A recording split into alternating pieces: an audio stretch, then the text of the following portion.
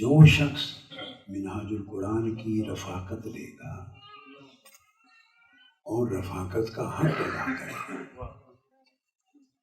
رفاقت سے مراد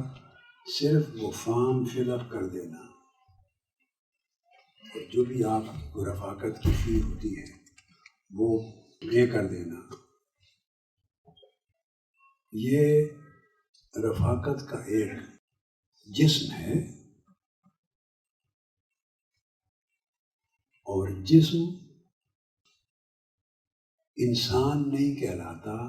جب تک اس کے اندر روح نہ ہو۔ روح کے برقرار رہنے سے نام بھی جائز لگتا ہے اور پہچان بھی ہوتی۔ اس طرح رفاقت منہاج القرآن کی، یہ منہاج القرآن کی رفاقت اگر صدق کے دل سے ہو اور اسی سچائی کے ساتھ جڑے رہتے ہوئے اس کی موت آ جائے اور آپ دفن کریں، تو میرے دل کو یقین ہے کہ اسے پہلی رات ہی قبر میں منہاج القرآن کے رفیق ہونے کی سمجھ آ جائے، اس کا نفع ہو جائے گا۔ اس لیے کہ منہاج القرآن کیا ہے؟ یہ اس دور میں جب لوگ بھولنے کے عادی ہیں،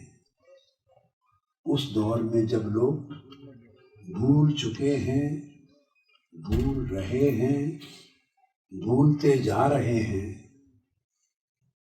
اور بھولتے جائیں گے، تو بھولنے کے دور میں منہاج القرآن کسی کی یاد دلاتا ہے اور اس کی یاد کے ساتھ جوڑے رکھتا ہے۔ شرط یہ ہے کہ منہاج القرآن کو اپنائے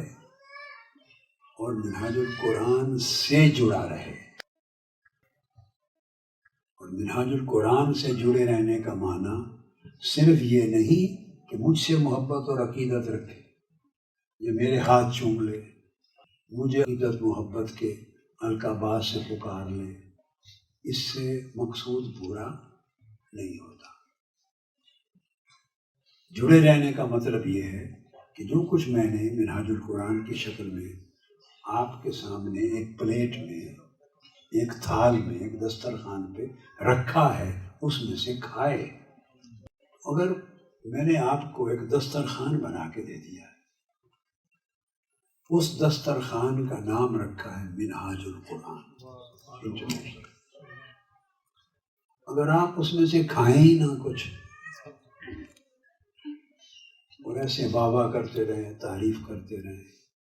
بہت اچھا کھانا ہے، تو یہ سچ بات ہے؟ کیسے پتا ہے بہت اچھا کھانا ہے؟ کھایا ہی نہیں ہے، چکھا ہی نہیں ہے۔ تو دسترخوان کا مطلب ہوتا ہے اس میں سے